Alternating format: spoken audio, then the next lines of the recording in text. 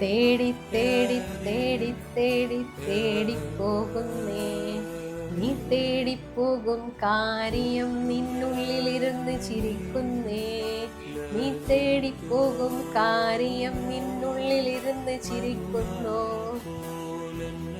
കഴിഞ്ഞ ദിവസം ഞാനൊരു ക്ലാസ് കഴിഞ്ഞിട്ട് വണ്ടിയിൽ ഇങ്ങനെ യാത്ര ചെയ്യുന്ന സമയത്ത് അപ്രതീക്ഷിതമായിട്ട് ഒരു പാട്ട് കേൾക്കാൻ ഇടയായി.